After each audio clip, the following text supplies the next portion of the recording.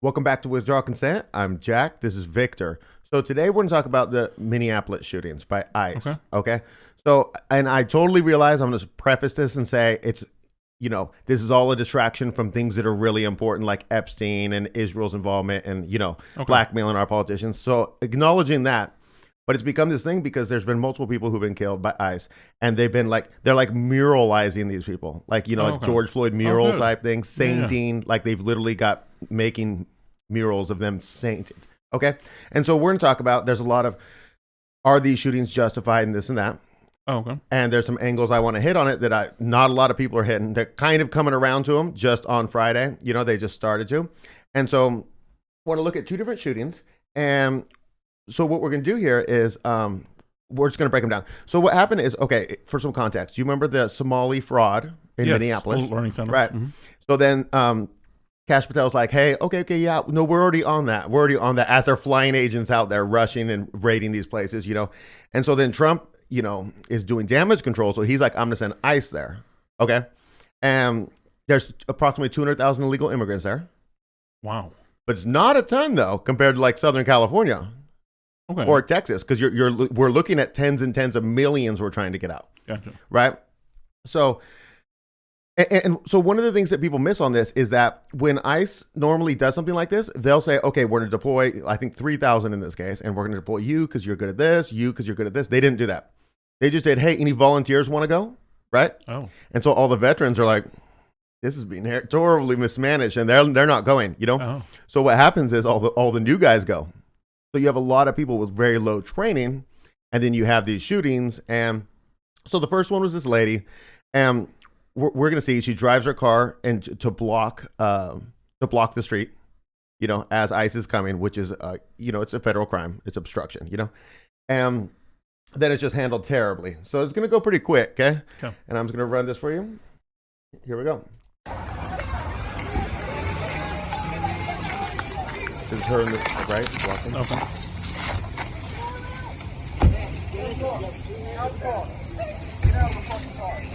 No!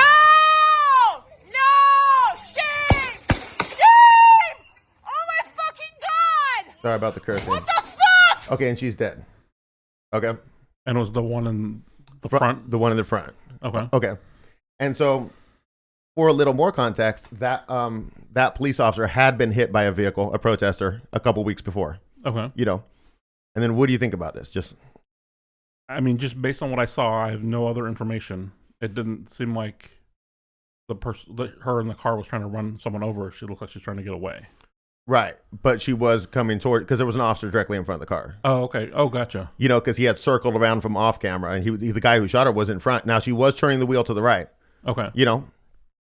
And I feel like this is a discretionary shooting. Okay. You totally could have not done this And still been fine. and been fine, because you can then go arrest her. And you could say attempted murder on a federal officer. You know what I'm saying? Like, you could really ruin this lady's life, Yeah, but okay. Like, putting myself in his shoes, even if I hadn't been hit before by a protester, there's that moment in time where, is my life in danger? I have to defend myself. Right. And you don't know that she was turning. From the front, can you even see their tires? That they're Right. So yeah, okay, I understand. Yeah. So I think this one is not as bad as people say, but it could have been avoided.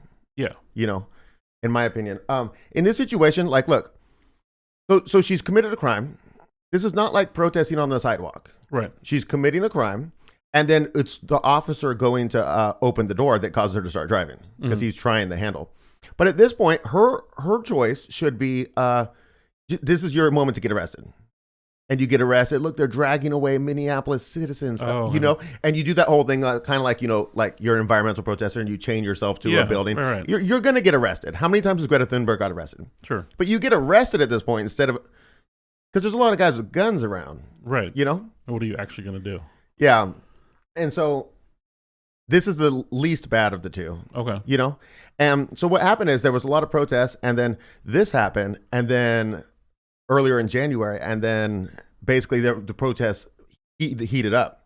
Okay. And then all the politicians on the Democrat side are wearing, her name's something, Renee Good, I believe, And so then they wear little pins and it says "Be Good," because we should be more like her. And then like dead. Yeah. And then there's all these girls on TikTok and they're like, now I know I need to take my car to the shop because if this happens to me, I got to just drive faster, you know? But it's not really the lesson here. No, it really is not. It's not. And the problem is like, there's not going to be legal consequences for the guy who did it because it falls within his discretion. Yeah. All that matters legally is if he feels like his life was in danger. Yeah. You know what I mean? And one of the problems I have with it, and you can't really judge people too hard if you're in the moment, you know? Right. But it's like kind of like the first shot was justified and the next two were kind of as she was driving away a little bit. You know, she was kind of getting down the road. So she had passed him at that point. Right. It's like shooting a suspect in the back when they're running away. Yeah, but you're still freaking out because your adrenaline's through the roof, you know? Yeah, but you're no longer in danger. Right. But it's just such a split second. The clip we showed was just so quick, you know? Mm-hmm. Anyways, so now we're going to go to the next one. You got more to say on that one? No. Okay. Now we're going to go to the next one. And this one is going to be a scenario where, again, they're blocking the road, but they're standing out there, you know? Okay. And we're going to see, we're just going to see them trying to clear the road. And so they're like pushing people away. Now, the guy that's going to get shot is armed. And it's hard to see, but he will be disarmed by the cops during the scuffle as he resists, but before they shoot, you know, and then they're going to shoot him afterwards, you know? So let's go to this. Again, you're going to see a shooting trigger warning but everybody's seen this, so here we go.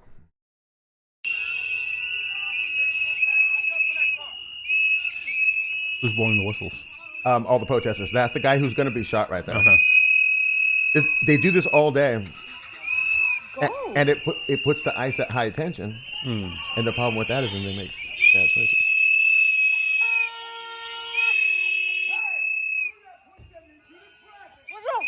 What the fuck is wrong with you? And sorry, lots of person. Okay, they're clearing that lady, so that's an ice guy pushing her. Now this is the guy. They just pepper sprayed him. Mm-hmm.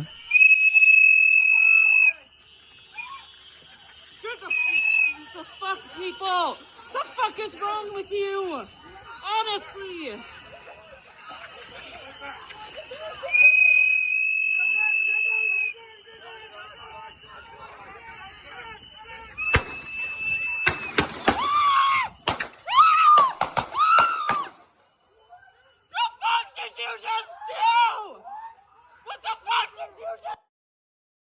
What do you think about that? So he was on the ground. You're saying that he was already disarmed. Yeah. And then multiple people just started shooting him? Yeah. If it was one person, it would be odd, and I would say that was, like, not necessary, but that multiple people have the same reaction, unless it was just a mob mentality thing that, well, he's shooting, so I need to shoot. Right. I feel like there's something that we're not seeing. Yeah, okay. And so what people are missing here is that, do you know Brandon Herrera? He's a gun guy. Oh, yeah. Okay. So he does the Darwin Awards. Now, I'm going to put a reference to a video he did below with Donut Operator where they broke this down, you know? Oh, this video? This video, yeah. Okay. And basically, it's hard to see in ours because they do zoom in and stuff. I'm not going to steal his clips and stuff, you know? Sure. But you can go look at it if you're interested, you know? But basically, one officer grabs the gun. Okay. It's a SIG something, you know? Yeah. It's got 100 lawsuits for misfiring, right? And he's walking away with the gun in his hand as they're still wrestling with the guy. And you can see the gun discharge. He's holding it directly down, and you can see the slide fire as it discharges. So the first shot is just a negligent discharge. Oh. And then the cops freak out. And I like your assessment where it's like the crowd mentality. Because like I heard a shot, so I pull out a gun. I see you pulling out a gun, and I'm like, oh, this is a real thing. Yeah, and then two guys are shooting him. You know, so two people shot him, you know? Yeah. And kind of in the back, kind of. Right. But like on the ground. Yeah. And so when you look at it, it just looks like an execution is what it looks like. When I first saw it, I'm like, they just executed that guy in the street, you know? Right. But when you actually break it down, nobody's going to go to jail for this. It's a series of unfortunate events. The guy should not have died. Right. It's a series of unfortunate events. And it's like the officer who did the negligent discharge, the one who was walking away, I don't even know if he's guilty of anything. It could be because that gun sucks. Mm-hmm. And they didn't bring that gun here. You know what I mean? That gun sucks. They got 100 lawsuits for misfiring, you know, for that particular gun. If he did negligently discharge it by having his finger on the trigger, you know, which he should not have, he should be trained not to do that. That should happen 0 times. Then he's going to get a reprimand, you know? And then the other guys are on administrative leave right now, but it's like, they were reacting to it's highly unfortunate. Yeah. You know, but also like if you, okay, so then there's this whole thing where like okay, so they Trump comes out, you know, this guy's clearly a domestic terrorist, the guy they shot, Totally. right? And then he says, well, you know, you clearly can't bring guns to protest. That's bad. You know, you're the bad guy. And then Kash Patel comes out and says it's clearly illegal to bring a loaded firearm and multiple magazines to a protest. This is the head of the FBI saying this, you know? And so you got this whole conflict where there's all these people on the right who are like, yeah, you can't bring guns to protest. This is what you get. And you got all the people on the left saying, no, we need more guns at protests. Wait, what? You're protest. You know what I'm saying? Yeah. So you got this, and it's kind of like what we talked about last week, where when your side takes a position and then you just fall in line like a lemming, and we're like, no, we hate guns. We're on the right. We hate guns. Not guns. You guys shouldn't have guns. It's like, what the heck? Yeah. Do you know what I'm saying? But also, like, you got to recognize in any situation that you bring a gun to, inherently there becomes more danger and more security at the same time. Yeah. Especially in a conflict with police, right? If I was going to a protest, and I know that I might get into a struggle with police, we'll say, not just like a picket, you know, Yeah. but like something like this, then it's not wise to bring a gun. It's not wise to. You can legally, Right. you totally can, but something terrible like this could happen, you know. But this is not the most terrible thing in the world. Yeah, it's terrible, but it's not the execution that it looks like on the surface. Right. And so basically what happens is this happens, and then they say, this guy's a saint. He's an ICU nurse. I love ICU nurses, male and female, because I had that whole debacle, you know, 9 months ago. And I mean, I loved every one of these people. They treat your kids so nice, you know. Anyways, and, you know, and they're like, this guy's perfect, and he's a saint, and, you know, he's the guy, like Anna Navarro on, whatever she's on, The View or whatever, the Republican, she's like a rhino. And she's like, this is the guy that you want your girl to date, and this and that, you know. And they even change his picture, like the AI changed his picture to make him look like more handsome, you know what I mean, this and that. And they do this whole thing. Well, then another video comes out, which we're going to look at, and this is him 11 or 12 days earlier, also fighting with the police, you know? Oh, okay. And so this does have some bearing, and I just want to check this out. Now, there's two different angles. I'm just going to show one here, okay? Okay. Basically, so you're going to see, well, let me flip the screen. Okay, so you're going to see that's the police vehicle right there, and you're going to see him around the other side. You're going to see him spit on the officer, okay? And now, that's the dude in the middle there? Yeah, that's him. And, you know, BBC broke this and said 98% sure. And then his family just came out and said, yeah, that's him. So we're not that's not his view. There is another angle from behind. I just don't want to play it twice where he spits on it. Here we go. This is a moment the news movement filmed on January 13th in Minneapolis, showing a man who appears to be Alex Preddy interacting with federal immigration agents 11 days before Border Patrol shot and killed him. Our footage was analyzed by the BBC, whose facial recognition technology confirmed his identity to a 97% degree of accuracy. On the morning of January 13th, our team received a tip that federal agents were blocking a street at the corner of East 36 and Park Avenue in Minneapolis. We arrived around 10:15 a.m. Okay, well, that's basically it. Now they're just re-showing it, you know? Yeah. And so from the other angle, when he breaks the taillight, so he spits on him, breaks the taillight, then he backs up, and then he's basically shouting at him, assault me, MFer, you know? So he's like taunting them. Yeah. And you can also, when you slow it down, you can see that when they're wrestling with him, it looks like he has a gun in the back of his waistband. Oh, it looks like it. They're like 90-something% sure, you know? Gotcha. But it would match where the gun was at in the future, you know, in the 11, 12 days earlier. So this disproved that the guy was the same. Yeah. You know, because he's clearly committing crimes. They did not arrest him at this point, which they should have and would have saved him a lot of problems. And they did wrestle him on the ground and he did have his ribs broken by ice. And, you know, so people believe that this is the incident that he had his ribs broken. Oh, okay. So in the future, you know, when he gets shot, he's going to have broken ribs. Anyways, what do you think about this? Just, I mean, spitting on someone's kind of a pretty trash move. It's a felony. Yeah. And just the kick in the lights and yeah, it's zero respect for the dude. Yeah. And so there's a couple angles on this, and one of them is, were these the same officers who interacted with this dude and then overreacted 11, 12 days later to shoot him? Because that was the guy who he spit on maybe. Okay. So there's that problem, right? And also, like, because he was saying assault me, MFer, and there's this whole theory that it was a suicide by cop thing. Oh. That he was trying to provoke this so that he becomes the martyr. Gotcha. Which doesn't make you as friendly of a martyr. Yes. If you're doing that, if Totally. you just some random 14-year-old girl, some terrible thing happens to her, she makes a great martyr. Right. But if you're out there trying to provoke it, it's Yeah, it's artificial. Yeah. So what do you think about this? Like about this specific incident or this dude No, in general? just the overall shooting here. Like, what do you think? Again, it sucks that that it happened. Like if it was just the unfortunate chain of events and all that, but I'm not going to shed a tear. I mean, the dude's putting himself in a terrible spot. Terrible. I'm not saying that he deserved it. Right. 0% deserving. Right. But if I'm just protesting on the sidewalk and not blocking federal officers, I'm not going to get shot, even if there is unfortunate events. Right. And and if I was in the car on the first one, I'm just going to let him arrest me. Right. Because there's no winning scenario after that. Right. You're not getting away. Even if they didn't shoot you, they're still going to.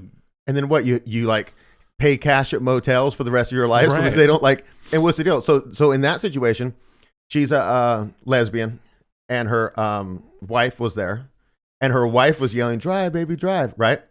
Which is a felony. That's not protected speech. If there's an officer in front of your car, like if there's an officer in front of your car, and I'm like, Victor, gun it. I'm sorry. That's that's not protected speech. I'm inciting you to attempt to murder a federal officer. And then anyways, they got a 4-year-old daughter, which sorry for her. And so like, what is? You're just gonna go pick her up later? I don't know. I think they're both unfortunate. Very. They don't show, like, there's this guy like Jake GTV, and he does these AI videos, and they're really funny, talking about, like, instead of anti-Semitism, he says antiseptic and all this, and he's going through this. It's really, like, well done. And his take on this was that ICE, trained by the IDF, is evil, and, they're using this to bring in a police state and stuff like that. Even though I would agree with him on most of the things he says, this is not that. Yeah, it doesn't seem like it. Yeah, there's also a whole conversation involved in this about, like, the ICE will tell people, like, we're putting you in the database, like they're making a domestic terrorist database. And then there's all this fear over, like, the surveillance state, But it's like, if they want to make a database, none of this is related to that. Yeah. It's related to the privacy on your phone. Right, 100%. Because they can get anything they want. Yes, all the time. Yeah, and so, I mean, people are really talking about this database stuff. And I don't believe that. It's not the 90s. Yeah, I don't. Yeah, we're already there. Yeah, I don't believe that. Like, it's like Palantir's going to get your info. Yeah, they got your info. Because you remember that story you told me about how you had a friend who was like, they were launching an app. Yeah, tell that story real quick. Yeah, so it's a they call it a consortium, but it's a group of businesses who come together and they develop standards. So, like, let's say Wi-Fi version 6. They all come together and they figure out, what do we want the capabilities to be. That way all the companies build the right things, and your Apple phone works with my Netgear router, because they all work the same, because they've all agreed upon it. Anyway, there's this one dude that was sitting by himself, and my buddy went over there and tried to talk to him, and the guy just wouldn't engage. And my buddy went and asked that guy who runs it, like, who is that guy? And he said, oh, that's just our CIA. It was either CIA or Fed, and he's just here to make sure that we put in what they need.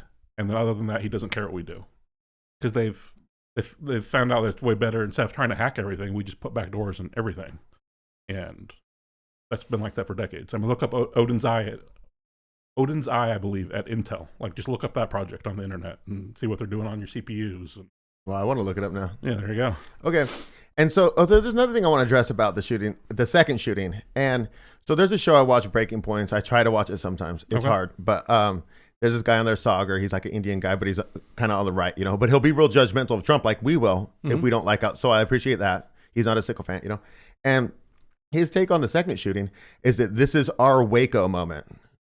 No. It's our Ruby Ridge moment. This is our Ruby Ridge moment. Our being like this generation? Yeah, kind of. Okay. Like, you remember they went up there and then they, very different things. Very different things. Like, that guy was in his domicile and had snipers out there.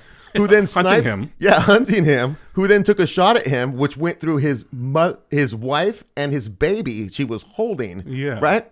after they had already shot the son, lied about shooting the son. The You know dog. what I mean? They killed the dog. They killed the dog. Yeah, that's why the son shot one of the cops, because he's just some random dude in camo on your property shooting at your dog, and it's like, you know what I mean? Yeah, and then he turned to run away, and they shot him in the back. You know what I mean? Yeah. The kid. You know, I mean, this is not Waco. This is not Ruby Ridge. This is none of that. This is a very unfortunate circumstance. Right.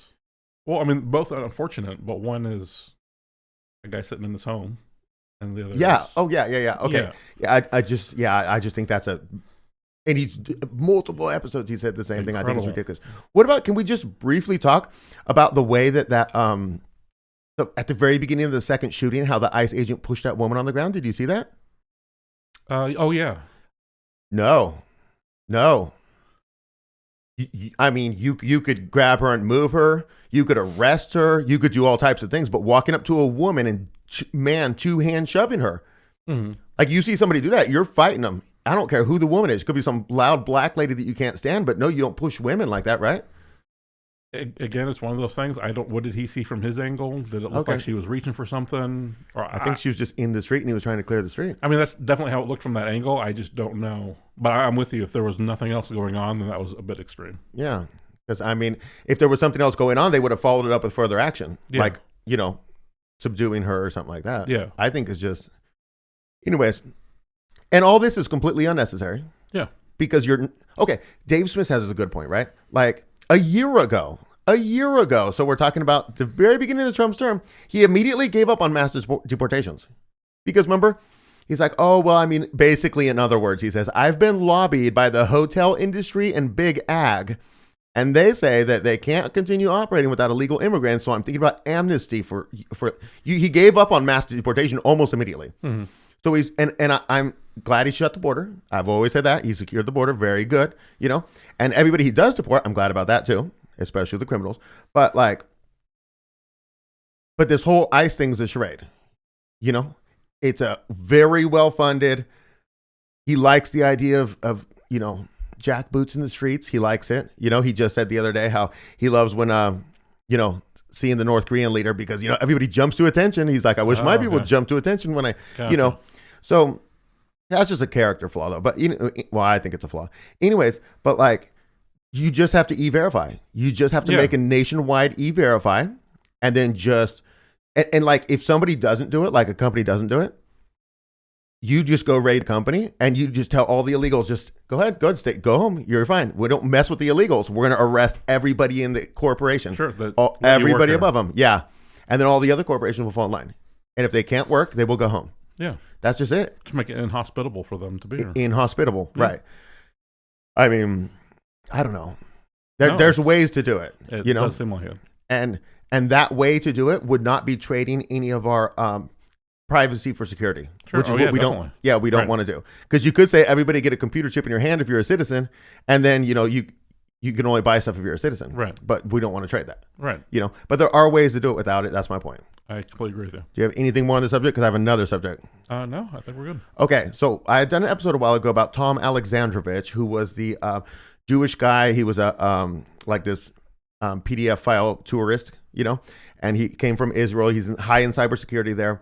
He went to Las Vegas. He was talking to a federal agent who was pretending to be underage. He solicited. He showed up with condom and this and that, you know, and then he immediately said, "Hey, I'm Israeli, you know." And so, anyways, he got caught. It was a couple pastors in the same sting, not together, you know, and they all bailed out, and then he immediately fled back to Israel. Right? What do you mean they all bailed out? They all paid bail. Oh, paid bail. Okay. You know, it's not like, I mean, it does face 20 years though. Yeah. You know, but they all pay bail. He flees to Israel. They have his arraignment hearing like 3 days later. You know, he fails to appear. They you get a warrant for your arrest if you fail to appear, you know, but he doesn't. They say, oh, you could do it remotely next time, you know? So anyways, I said in that episode, I'm going to keep you updated because his hearing was in December, you know? And so basically what's happened is he's filed a motion to dismiss, and that has been denied. He's shown up to every hearing remotely, and his trial is scheduled in March. Okay. And if they let him do his trial remotely, that will be lame. Yeah. Because 0 people get trial remotely unless, like Tyler Robinson and the Charlie Kirk shooting, they could have him do it remotely if it was fear for his life, but he would be doing it remote from the jail. Right. Not So from that's his not country. from a different country. Right. If he is convicted, they should have the ability to take him into custody immediately. Right. You know what I'm saying? So that's where that's at. Okay. And I'm going to follow this story because everybody drops it. Sure. Cenk Uygur was talking about it the other day. Good on him because everybody will just drop these things, Yeah. and I'm not dropping this. I'm staying on it. And so I also want to plug the website if you guys don't know, right? Because here we got the website right here. And like you could just, it's WithdrawConsent.net, and every episode it's at the bottom of the screen. And I should go full screen here. And so anyways, yeah, you could just you could come in here and type any term. Pick me a term. FBI. Okay. Okay, you can search FBI and it will do every episode that we've done that included the FBI as a keyword. Down here it'll show events.